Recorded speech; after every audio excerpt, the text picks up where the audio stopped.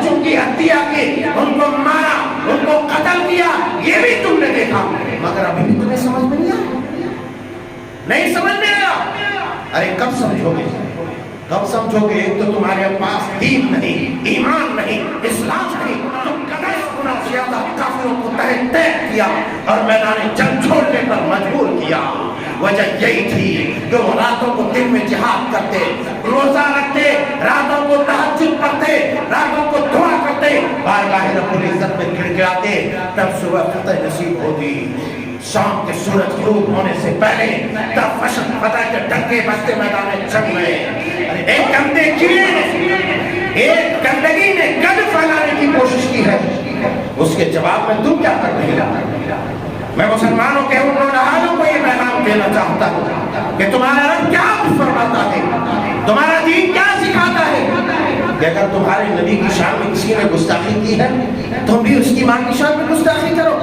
नहीं, तुम भी उसके भगवानों को बुरा भला करो? नहीं, रब का फरमान ये है, तुम उनके देवी देवताओं को बुरा भला न कहो, उनके ऋषियों मुनियों को बुरा भला न कहो, उनके बड़ों को बुरा भला न कहो। क्यों? आ करके तुम्हारे बड़ों को बुरा भला कहेंगे। जो सच है और हक है, फिर तुम्हें ये बात पसंद नहीं आएगी, फिर फिजा खराब होगी, फिर माहौल खराब होगा, फिर वातावरण खराब होंगे और फिर शहर के अंदर हंगामा होगा। अल-फितनतु अशद्दु मिनल क़त्ल, फितना को कत्ल से भी ज्यादा शदीद और खतरनाक करार दिया गया है। अमन और शांति को भंग करने वाला ये दुरुस्त नहीं है, ये सही नहीं है। उन्हीं दरिंदों का सर कुचलने का हुक्म दिया है। मेरे यारो, उनसे कैसे निपटना है, उन दरिंदों से कैसे निपटना है, ये तरीका कार है। अंधाधुंध तुम जाकर के सड़कों पे नाचो, सड़कों पे नाचो, फिर जब तुम्हारी उस गर्माहट को देख करके वो तुम्हारा जो दुश्मन तुम्हारे खिलाफ प्रोपेगेंडे किए जा रहे हैं, तुमको मुश्ताल करके आपस में जो फसाद कराने के दर पे हैं, शहर के माहौल को खराब करने की जो कोशिश में लगे हैं ताकि तुम्हें भड़का करके शहर के अमन और अमान को खराब करे, उनको और मौका मिलेगा। पीछे से पत्थर उठाएगा, पुलिस वालों के ऊपर पत्थर फेंकेगा, पुलिस वाले ये समझेंगे कि इन लोगों ने ऐसी हरकत की है, फिर पुलिस वाले तुम्हारे ऊपर लाठीचार्ज करेंगे, तुम्हारे ऊपर डंडे बरसाएंगे, बास दफा फायरिंग करेंगे। तब जब उनको ये समझ में आएगा कि इनकी भीड़ से पथराव हुआ है, गोलियां चली है, और हमने देखा है, बहुत जल्दी देखा है, माजी करीब में देखा है कि कैसे दरिंदों ने गोलियां चलाई और उन फूल जैसे मासूम बच्चों की हत्या की, उनको मारा, उनको कत्ल किया, ये भी तुमने देखा, मगर अभी भी तुम्हें समझ में नहीं आया, नहीं समझ में आया।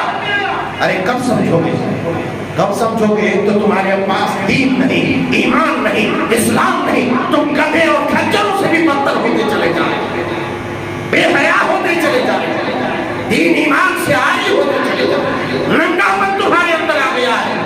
इसी वजह से उन शैतानों को ये मौका मिला और तुम्हारे इस नंगापन को देखकर तुम्हारे उस अजीमुल मर्तबत हस्ती नबी मुहतशम की शान में गुस्ताखी करने की जसारत की है, तुम्हारे नंगापन की वजह से, तुम्हारी बेहयाई की वजह से। इसलिए होश का ना भूलो, मस्जिदों को आबाद करो, मसाजिद की हिफाजत करो, भीड़ भाड़ खाली मत देखो। भीड़ में तुम्हारे दुश्मन को ये मौका मिलता है। अभी देखो कि वीडियो कैसे वायरल हो रहा है, अब पीछे से पत्थर फेंका जा रहा है। अरे उल्लू के पट्टे, वो तो यही समझेंगे कि तुम फेंके। अच्छा, ये भीड़ जो इकट्ठी हुई, अरे तुम्हारा अमीर कौन है, तुम्हारा कायद कौन है, तुम्हारा लीडर कौन है? करो एहतजाज, सही है, बराबर करो, मगर है कौन तुम्हारा अमीर, तुम्हारा लीडर कौन है? लीड कौन कर रहा है तुम्हारी मजलिस को? पागलों जैसी हरकत करके शहर की फिजा खराब ना करो। मैं जानता हूँ, खुदा की कसम, मैं बेबाके तौर के बात कहता हूँ कि हमसे ज्यादा किसको तकलीफ होती होगी इन बातों पर, है? हमारी जमात से ज्यादा किसको तकलीफ होती होगी, उलमा से ज्यादा किसको तकलीफ होती होगी? जो दिन रात इसी फिक्र में अपने शबो रोज को गुजारता है, किसको फिक्र होगी? मगर तुम्हारी सोच ये है कि इनको कुछ भी नहीं, इनका काम है ऐसे ही बकते रहते हैं। अरे पागलों की जमात, سنو، علماء سے زیادہ کسی کو فکر نہیں، علماء سے زیادہ کسی کو درد نہیں، علماء سے زیادہ کسی کو تکلیف نہیں، مگر تمہارے جیسے پاگل پڑی، تمہارے جیسے حرکات ہم نہیں کرتے کہ جا کر کے موسم اور ماحول خراب کرو، شہر کی شانتی کو بھنگ کرو، نہیں کرو، تم بھی جاؤ ان لیڈروں کے پاس جاؤ جن کو تم نے ووٹ دے کر کے کرسیاں دی ہے، ان کا گھر جا کے گھیرو، ان سے کہو کہ یہ جو حرکت ہوئی ہے اس کے منہ کو سلو، نہیں تو ہم تمہارا منہ سلیں گے۔ نہیں آئی بات سمجھ میں؟ ان لیڈروں کے پاس جاؤ جن کو تم ووٹ دے کر کے جتاتے ہو، کرسیاں دیتے ہو، ان سے جا کے بات کرو۔ یہ جمہوری ملک ہے، ہم قانون کے آدھار پر بات کرنے والے لوگ ہیں، وہ قرآن نے کہیں یہ منع نہیں کیا، قرآن نے اس کی ترغیب دی ہے، اور یہی تو بات یہاں پر کہی کہ تمہیں ہر طرح کی تکلیفیں ہوگی، تمہیں ہر طرح کا درد دیا جائے گا، مگر کرنا کیا ہے؟ صبر سے کام لینا ہے۔ اب اللہ تم جا کر کے جو ہنگامہ کرو گے تو یہ تو صبر نہیں ہوا ہے، صبر نہیں ہوا، صبر چونکہ تمہارے اندر آئے گا، نہ تمہارے اندر دین ہے نہ ایمان ہے۔ ابھی پروٹیسٹ ہوگا، سب جو ہے جیسے تیسے بھاگے ہیں، ارے پاگلو فجر کی نماز پڑھے ہو فجر کی نماز، پڑھے ہو فجر کی نماز، چلے گا پروٹیسٹ صحیح ہے، مگر فجر کی نماز پڑھی، تمہارے چہرے پر داڑیاں ہیں، عصر کی نماز پڑھے، فجر کی نماز پڑھے، قرآن کی تلاوت کی ہے۔ ارے سنو، کفار سے جہاد ضرور کیا گیا، مگر مجاہدین جب میدان جنگ میں اپنی تلوار کو لہراتے، اس وقت بھی اللہ اکبر کی صدا بلند کرتے، اس وقت بھی درود پاک کا ورد کرتے، اس وقت بھی تکبیرات اور تحلیلات سے اپنی زبان کو تر رکھتے، مگر تم کیا کرتے؟ فجر کی نماز باجماعت پڑھتے، صبح جنگ کا آغاز کرنا رہتا، رات میں مجاہدین اسلام تہجد پڑھتے، بارگاہ رب العزت میں دعا کو ہوتے کہ پروردگار زمین و آسمان کے مالک، ہم تیرے دین کی بلندی کے لیے، تیرے بندوں کی عزت و عصمت کی حفاظت کے لیے، تیری بندیوں کی عزت و عصمت کی حفاظت کے لیے ہم میدان میں لڑنے جا رہے ہیں، لہذا تو ہماری حفاظت فرمانا، تو ہماری مدد کرنا۔ یہی وجہ ہے کہ تاریخ اسلامیہ کے اندر ہمیشہ مجاہدین اسلام نے اپنے سے 2 گنا 4 گنا 10 گنا زیادہ کافروں کو تحت کیا اور میدان جنگ چھوڑنے پر مجبور کیا۔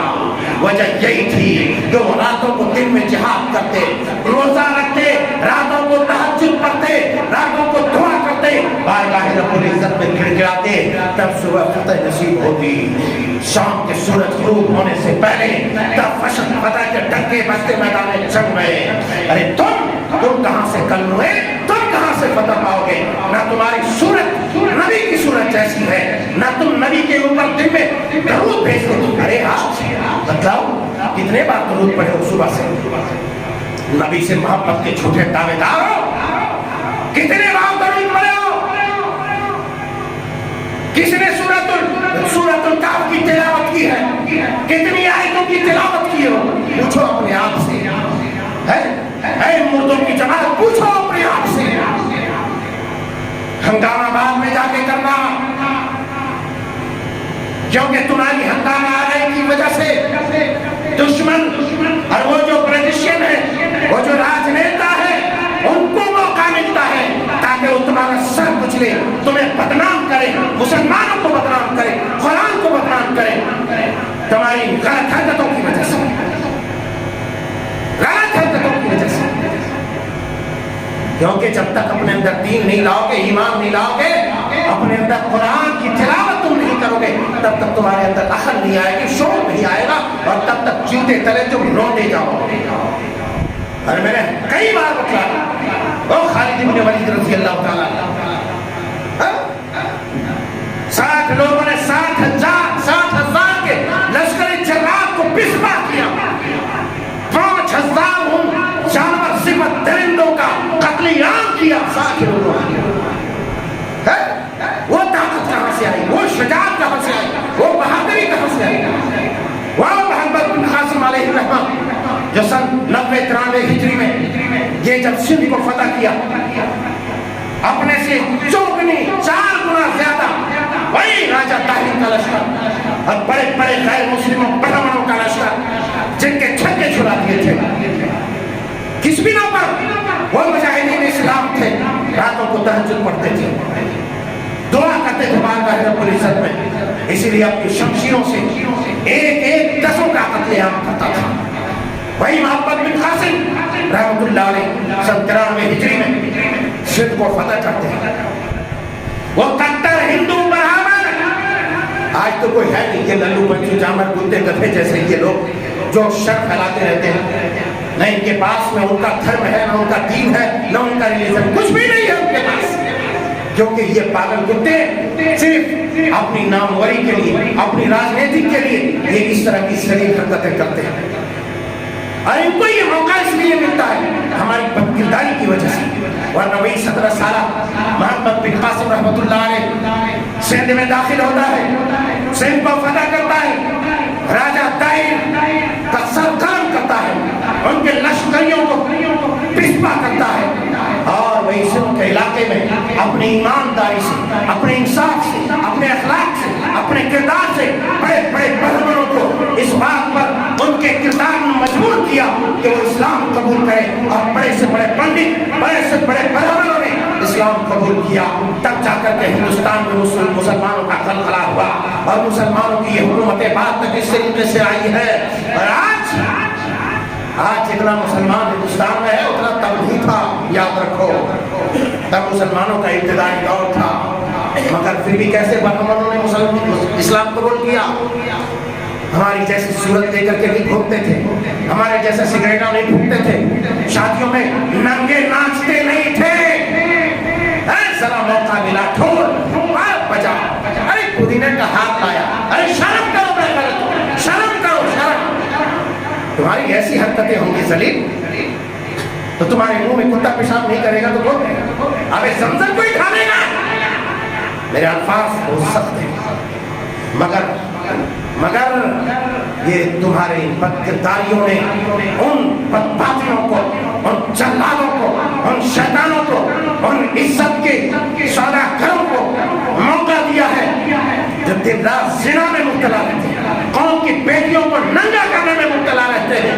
ان شیطانوں کو یہ موقع ملا کہ دنیا کی اس عظیم ترین ہستی وہ مہارشی منی جناب محمد رسول اللہ صلی اللہ علیہ وسلم، ارے جن کے پاس ایک عورت آتی ہے، سنو تمہیں علم نہیں ہے، تم دیوالیہ ہو